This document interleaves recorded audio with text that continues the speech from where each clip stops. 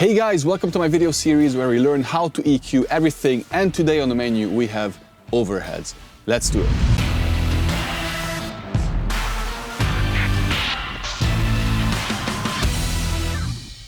Okay guys, before we jump in, here is my usual disclaimer. If you want to make good EQ decisions, you have to have some sort of decent monitoring. I'm not telling you that you need to spend a lot of money to get really expensive monitors or headphones, but I think a good pair of headphones goes a really long way. I use the Sennheiser HD 650s, which are amazing, and I use my trusty Neumann monitors. Of course, they're a bit more expensive, but you don't have to go all that far. And the second most important thing, of course, is the recording quality. Without a decent recording quality, it doesn't matter what you do with EQ, compression, or all of these magic tools that we have at our disposal, you will not be able to get a very good sounding result, at least not good in the traditional sense. You might get special results, but we might not want something special. And this is especially true for overheads. Overheads and the room microphones together are, in my book, the essence of the drum sound. The spot mics are there to enhance what is there, what is captured by the overheads and the rooms. Of course, it differs from genre to genre. In metal, of course, the spot mics, or rather spot samples, are very, very important. But even there, the drum overheads create the big stereo image of the drum sound, and of course the drum rooms are what really create the big pumping sound that we hear on many heavier records. In pop, jazz, blues, in all of these genres, there's always a blend. Some genres get away with only using overheads, of course. I've mixed plenty of that. But most genres will use a mix of spot mics, overheads, and hopefully also rooms. So it's essential in my book to have the overheads set up perfectly in the studio so that when we mix it, we can get a really good result later on. And of course, in the next video, in the room video, you'll hear how important the room is. And not just the room recording, but the room itself where the drums are. If you put your drums in a living room, it doesn't matter what you do, it will sound like living room. If you don't have access to a good live room, or you don't have the budget to record in a good studio with a good live room, not a problem. I always say it's better to have a well-programmed drum kit than a badly recorded one. So in this case, it's better to use a drum software and program your drums. You know which ones I like. There are plenty of videos on my channel about my drum software that I use on a daily basis. But you can use any of them. All of them will be better than a badly tuned, badly mic'd up kit in a living room or a kitchen or a hallway or something. Okay, so let's jump into Logic with overhead number 1. Let's have a quick listen.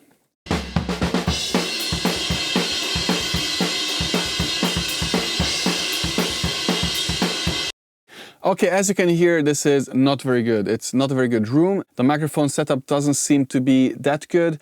It's very congested. It's not a very clear sound. I can hear mostly like a crashy, splashy cymbals, but not very clear body, and the shells are kind of muddy, murky, and buried. So this is not the best recording. Let's have a look how we can fix this.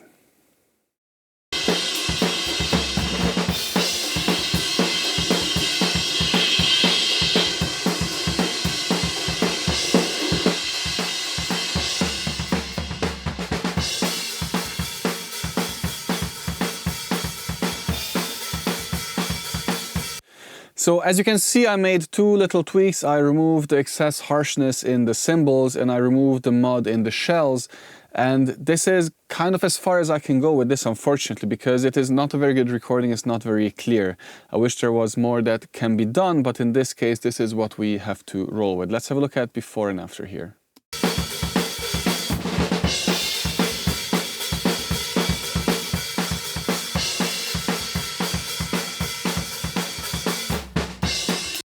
So yes, it is a stereo recording. I can see it on the meters, but it is unfortunately not very wide. There is no stereo information, so probably the microphone placement wasn't that good either. So as you can see, guys, the recording quality, microphone placement matters a lot, and more importantly, the room where you record drums matters even more. Let's have a look at the next one.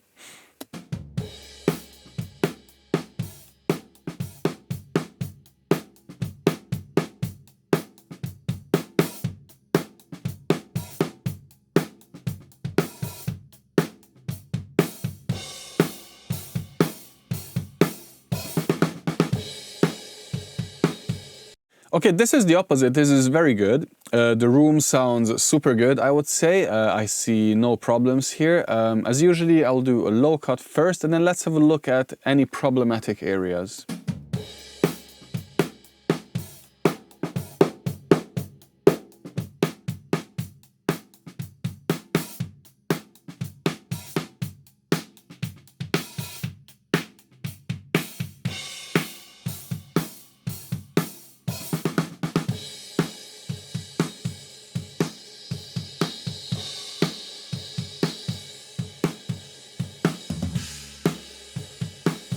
So this is pretty good. I like how it paints a very clear picture of the shells, but unfortunately, as overhead microphones, they don't really fulfill their purpose of recording the cymbals quite nicely. So the balance is more in the favor of the shells here. The microphones probably would have had to move forward a little bit more towards the cymbals. It sounds almost like they were completely on top of the toms and the snare itself. That said, I was able to clear up those shells a little bit with this move, a little bit of that nasal piercing mid-range here, and of course the harshness at the very highs at 5K, which you will see will become a repeating pattern. 5K, for some reason, in cymbals is always there. It's always an issue. And the multiples of it, of course, as well. 5K, so we have to check often 10K as well. But what can we do to make the cymbals a bit louder in this recording? Let's have a look.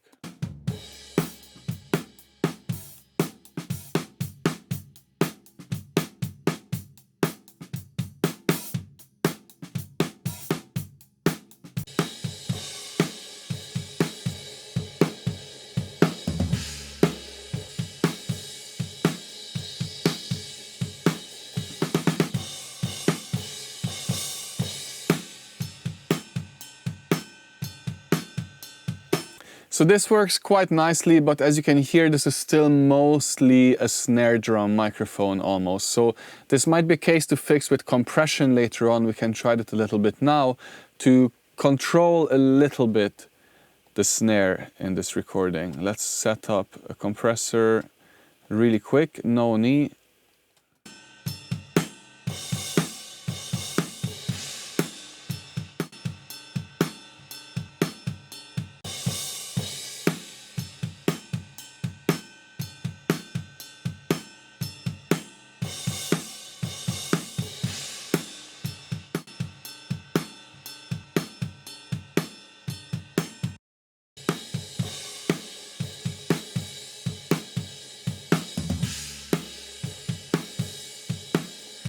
So this move pushed the snare back a little bit and we get more of the cymbals, which is quite nice. We'll do more of this in another video. Let's have a look at the next one.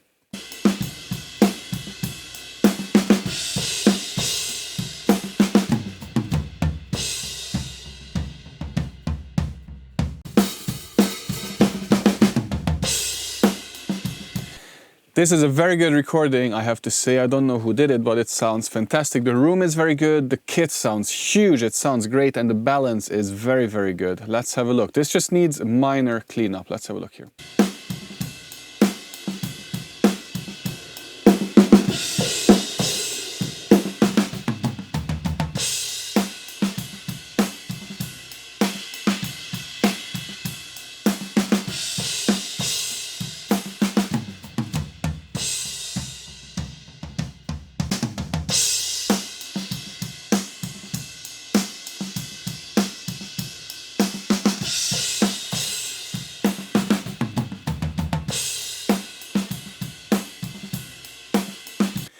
The reason why I focus on resonances and harshness so much is because these really harsh frequencies make your ears shut down.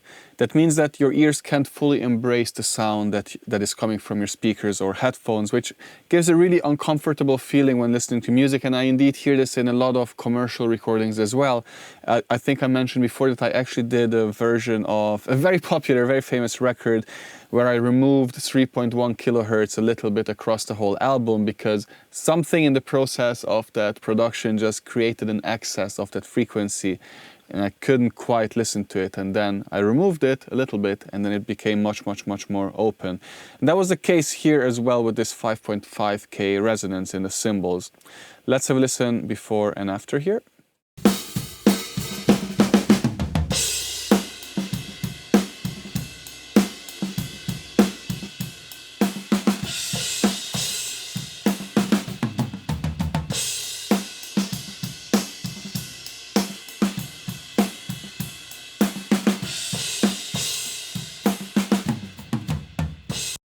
I'm quite happy with this. This is an excellent starting point for further mixing. Of course, once we blend in the spot mics and the room, there might be further tweaks. I think especially the low mids would come down later in the mix.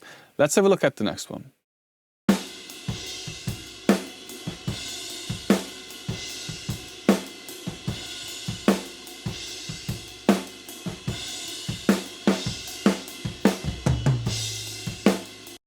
Sounds very good as well, a bit more muddy, but it seems like an equally good room. The kit is well tuned, the stereo image is okay, the cymbals are quite nicely spread out.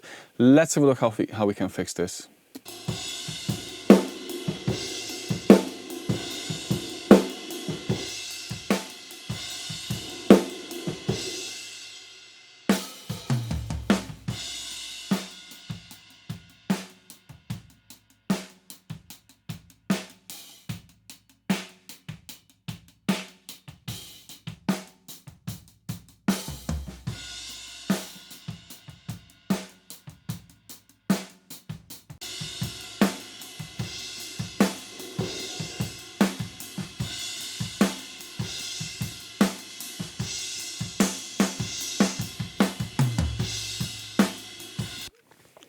So it's quite nice, the balance seems to be in favor of the shells once again, so this might mean that we have to do a little bit of a high-end boost.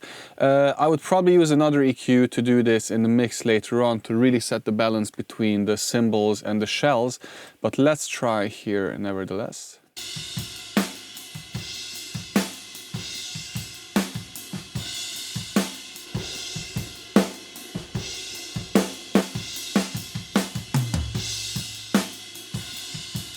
Very nice, and it also added a lot of clarity to that tom hit if you heard it. The toms sound really cool now. So the imaging also became better because the transients of the toms are more audible. I can now hear the toms going down quite clearly. As you can hear, the essence of the sound didn't change as much. I'm not doing drastic changes to really alter the tone as it is. I don't want like crazy effects, I don't want anything. I just want the same kind of sound. I want the essence to be preserved, but with the bad stuff taken out. And the bad stuff in this case was that woofy mid-range and a little bit of the harshness. Let's have a look at the next one, which is a pair of microphones.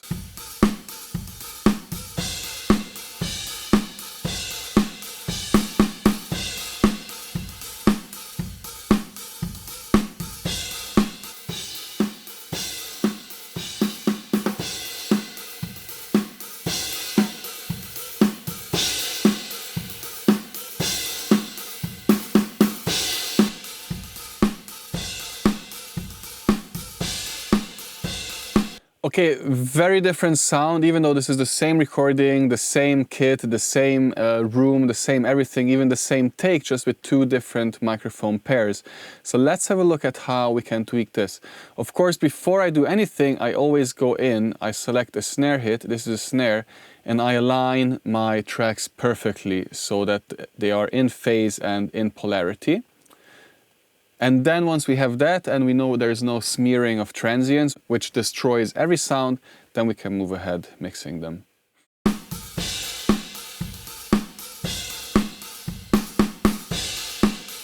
The low end bump here of the snare is mad. This is crazy. This is a room mode. Of course, no snare will create so much subs. This is a room problem.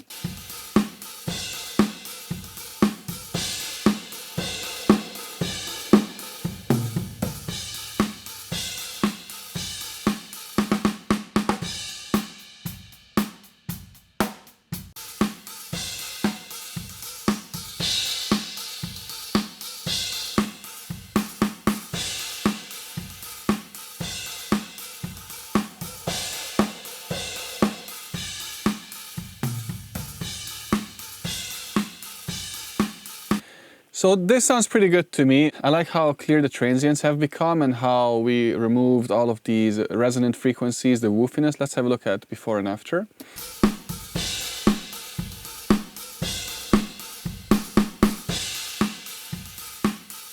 The mid-range came up a little bit. I don't like that. Let's fix that.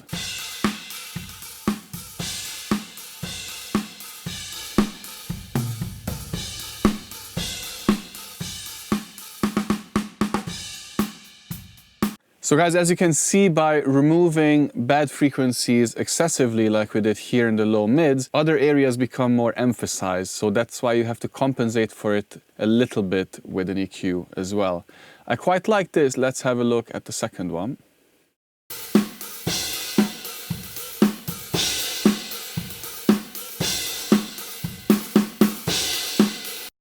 So very different sound. The cymbals seem a bit more splashy, a bit more in your face, and the stereo image seems a little bit wider as well and closer also.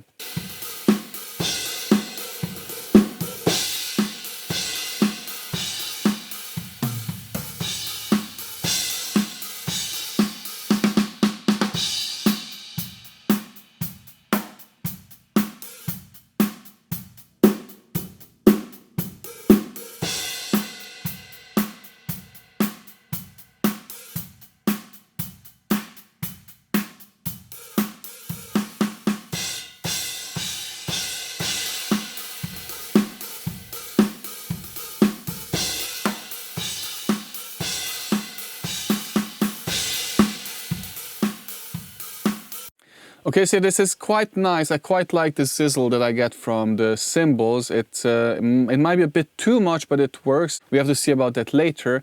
Now, with these kind of recordings, a blend of the two microphones might be really good, so we can get the best of both worlds. So in this case, I might use the tube mics as the main pair and then add in the other pair to get the best combination. Let's have a look.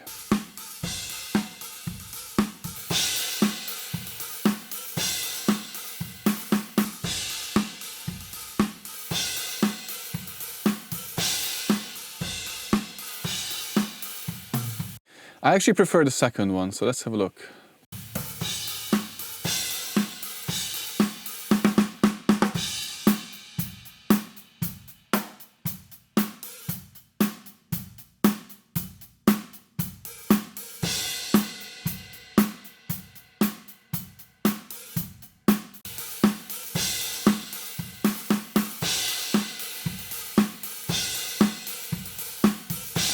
Okay, so the sound became a bit more solid, a bit more stable. The image became actually a bit clearer. I quite like that, but because we combined two microphones, we have a little bit of a build-up now. Let's have a look here.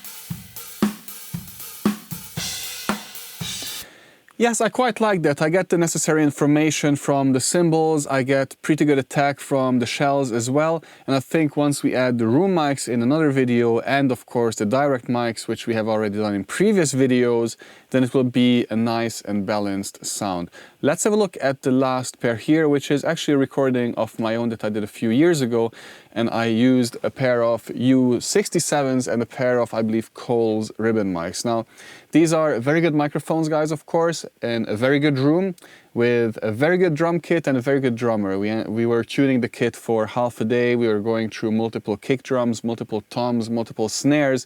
And of course, we had the privilege of having everything at our disposal that we could possibly want for a good recording. But it's very interesting how the same kit in the same room can sound so differently just by changing the microphones and the placement a little bit. Have a listen to this.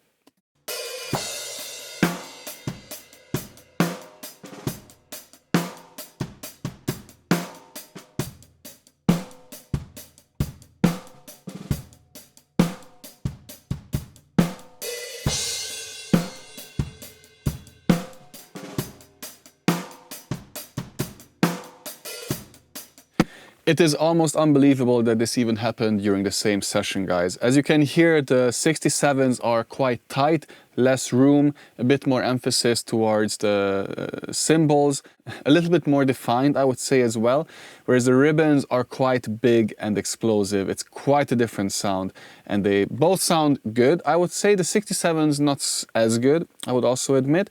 Let's have a look at what we can do here with EQ. Let's do the 67s. The snare sounds amazing in this room.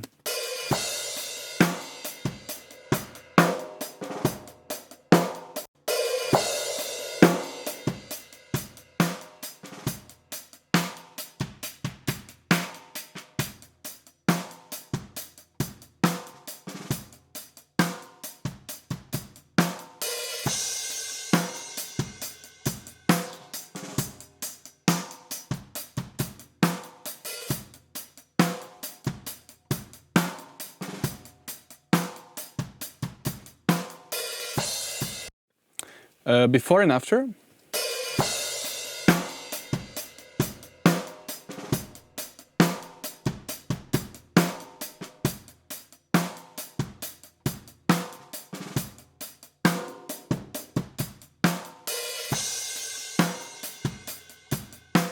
So this was a bit more major surgery here, especially that woofiness in the lower mids definitely had to go.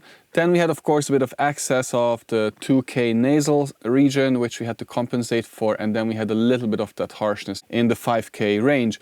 I quite like this. I quite like how tight and controlled it is, and the cymbals sound really crisp in this one. Let's have a look at the ribbon.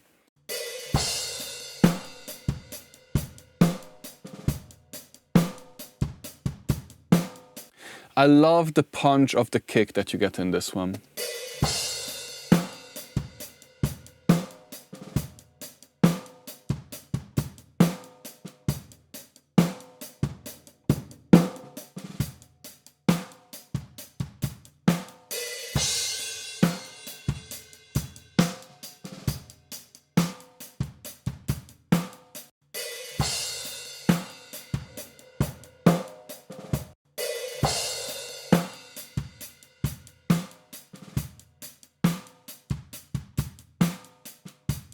So this is a more kind of poppy, bigger sound, I would say, but it falls apart a little bit. It's a little bit too wide. So what I can do is I can use this as my main pair and then blend in the 67, which is a little bit narrower, to pull the kit closer together, to make it a bit more controlled. Let's have a look if that works. So this is the ribbon on its own. Actually, let's do a quick before and after here.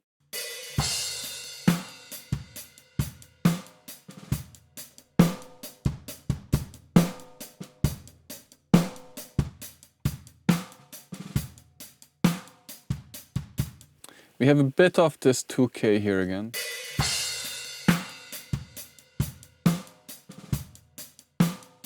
Oh yeah, much better.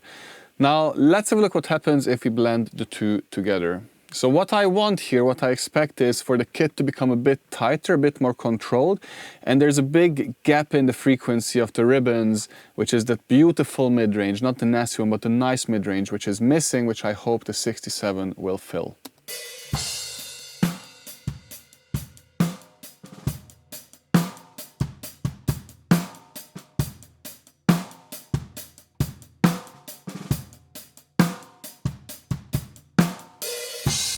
Can you hear how the kit just came alive suddenly by blending them together? Let's have a look without and with again.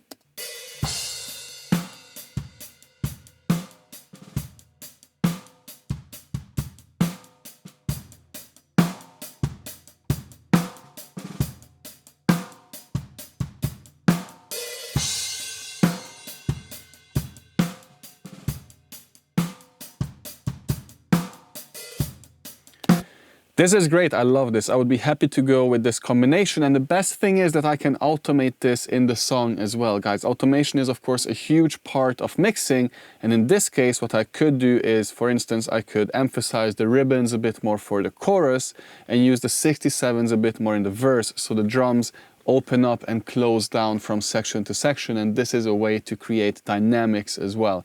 It's all about the illusion of growth. We cannot just use the volume fader to make things louder and quieter, because of commercial reasons we have to remain in a certain dynamic range and a certain loudness range in the whole mix. But if we can make an instrument bigger by using these kind of tricks, by changing the ratio between two mics, the room, the width especially, that's a great way then to create more interest and excitement in a mix.